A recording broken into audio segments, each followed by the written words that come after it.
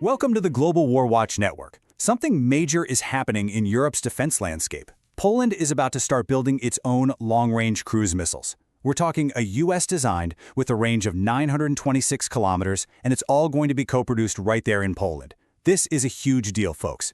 Their ability to project power just got a massive shot in the arm. Now, this is a really big deal for a key NATO ally, especially one right on the eastern flank. Think about it.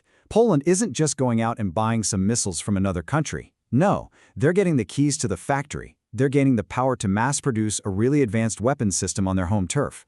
This is all about becoming self-sufficient, about building their own defense powerhouse from the ground up.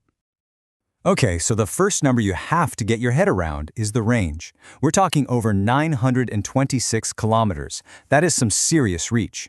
This gives Poland a powerful standoff capability, letting them hit targets deep beyond their own borders without putting their pilots at risk. And while that range is impressive, believe it or not, it's the price tag that's the real game changer here. And here it is. Get ready for this.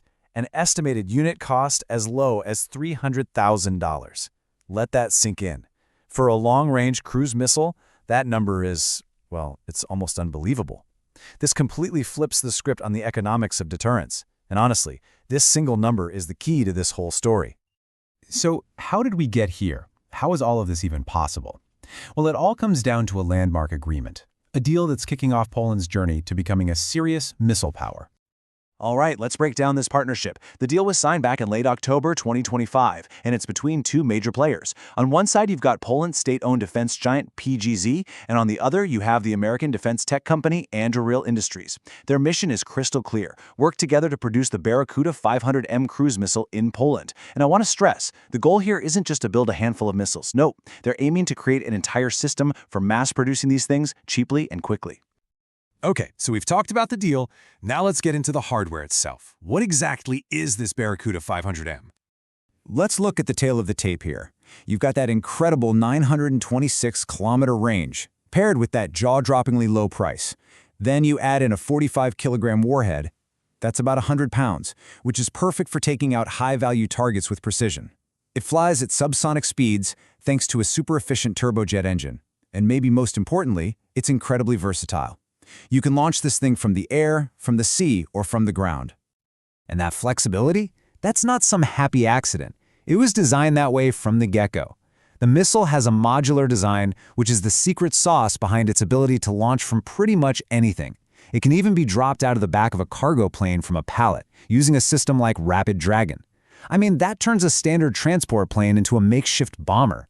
So you see, this isn't just a missile. It's more like a Swiss Army knife for long-range strikes. But you know, as cool as the missile itself is, the real revolution, the thing that changes everything, isn't just its specs. It's the philosophy behind how it's built.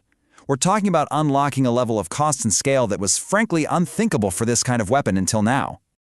So yeah, what makes it so revolutionary? What's the secret? How in the world do you build a long-range cruise missile for the price of a high-end sports car instead of the price of a private jet? Well, the answer really jumps out at you when you look at the cost. A traditional cruise missile like a Tomahawk is going to set you back over $2 million per missile. The Barracuda, it's coming in around $300,000. That's less than a tenth of the cost. And when a weapon is that affordable, it means you can have a lot of them. And that right there changes the entire strategic ballgame. The magic behind this is a concept called hyperscale manufacturing. The best way to think about it is, imagine how big tech companies build massive server farms. It's that same mindset, but applied to building missiles. You use tons of automation, you use modular parts that snap together easily, and you streamline the whole process so you can churn out thousands of these things a year for way, way less money. So how do they pull it off? Well, this wasn't an afterthought. This affordability was designed in from the very beginning. First, the design itself is low cost. Second, it uses those modular components we talked about, which makes assembly and repairs way simpler. Third, they use automated assembly cells, which cuts down on labor costs and speeds everything up. And finally, the whole system is built to scale. You can start by making a few dozen a year and then ramp that up to thousands. Okay, so let's bring this all back home to Poland. What does getting this tech, this ability to build these missiles, actually mean for their defense and for their standing in Europe? Honestly, the transformation is night and day. Before this, Poland had to rely on its allies for any kind of serious long-range strike capability. Their missile stockpiles were small because they were just too expensive. They were a customer. But after this deal, they'll have total control over their own missile production. They can build a massive inventory that they can actually afford. They go from being a buyer to a major regional producer. It's a total game changer. And this brings some huge strategic pluses. First up is sovereign defense. In a crisis, you don't have to ask anyone for permission. You have your own supply. Then there's cost-effective deterrence. Because they're affordable, you can have enough of them to make any potential adversary think twice. It also supercharges their domestic industry, using Polish parts and talent. And finally, it gives them logistical resilience. If a conflict drags on, they can just make more. Now, this isn't just a story about Poland. A development this big is going to send ripples across the entire defense map of Europe. There's a line that sums it up perfectly. Poland stands poised to redefine the balance of missile power in Europe. And that's exactly what this is.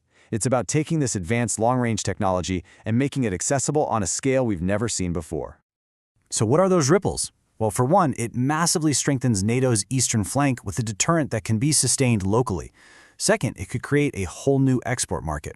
Poland might become the go-to supplier for affordable missiles for other allied nations. But, and this is a big but, it also brings up some tricky questions for arms control. When more countries can afford long-range strike capabilities, it definitely sparks a new conversation about escalation and regional stability. And don't think this is some far-off dream. The timeline is already set, the agreement is signed, and they expect the first missiles to roll off the line within the next 2 years. From there, production is going to scale up to hundreds per year, and eventually, they could be making several thousand a year. Poland is genuinely on a path to becoming one of the biggest missile producers in Europe. Which brings us to one last really critical question to chew on. This missile, the Barracuda, it kind of represents the democratization of advanced military tech. So what happens in a world where pretty much any nation can afford a credible long-range strike capability? What does deterrence even look like then? It's something we'll all need to think about. And that's where we'll leave it for today. Thanks so much for your time and for joining us here at the Global War Watch Network. Hey, if you got something out of this breakdown, we'd really appreciate it if you could hit that like button, share it with someone who might find it interesting, and of course, subscribe to Global War Watch Network. We genuinely want to know what you think, so drop your thoughts on all this down in the comments section. And hey, come hang out with us on social media. All the links for that are down in the description. Thanks again for tuning in.